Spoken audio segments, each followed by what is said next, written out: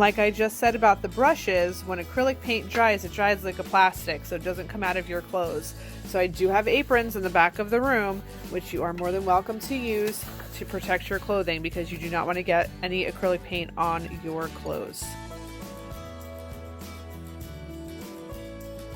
And all you need is a little dollop of your color, white and black.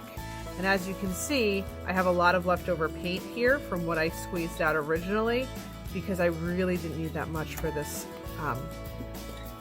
exercise. So I'm gonna take a little bit of the red and I'm gonna squeeze it out. This is palette paper, so these actually will, you just peel up the sheet when you're all done, fold it and put it in the garbage, pretty easy. Okay, so just a little dollop of paint. All you need. You really don't need that much. What is that, about the size of my thumbnail there? When you're getting ready to paint, you do need to make sure you have some water, we're gonna use a small brush. So this is just a flat, small brush, it's size 8. And I need some paper towels. So let me go grab paper towels. So whenever you're painting, you always want to make sure you have paper towels, because you don't want to have excess water on your brush.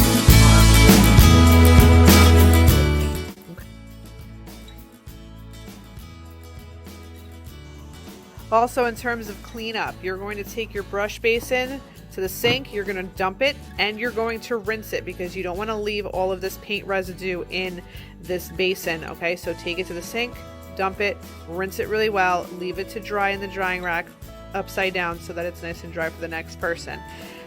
This is your palette paper that you squeezed out a little tiny bit of soap paint on, right? Remember what I put out here, that's too much. So literally this much paint is really all you need, like the size of your thumbnail.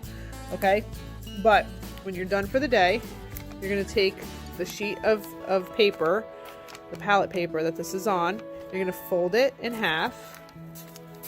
Okay, and then you're going to tear this out of the pad, which is kind of hard to do with one hand while you're trying to film. Okay, and then this gets thrown into the garbage. Easy peasy cleanup. Okay, thanks. Okay, so let's talk a little bit about cleaning your brush. So you're going to come to the sink, and there is this stuff here, and this is brush cleaner. It's like a giant block of soap, sort of. Okay, and we're going to clean our brushes really well, because if we don't clean our brushes, when the paint dries, it dries like a plastic, and then it doesn't come out of your brush, and then you have a ruined brush. So I'm going to show you how to do that real quick. Okay, so the first thing you're going to do is come to the sink. You're going to turn on the cold water, okay, and you're going to rinse out the brush as best you can in your hand, using the palm of your hand. And for those of you that are, into makeup, you know how to clean makeup brushes, right? So same sort of deal. So rinse out as much of the paint as you can. Then while the bristles are wet, you're going to smush it around in here, and this is like a soap, okay? And you can see now that the bristles have like a lather on them.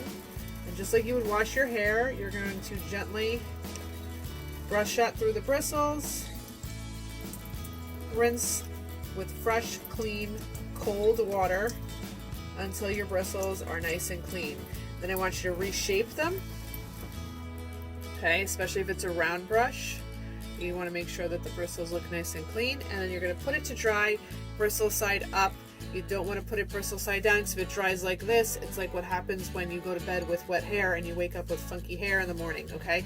You want to make sure that it is drying bristle side up, okay? And that is how to wash a brush.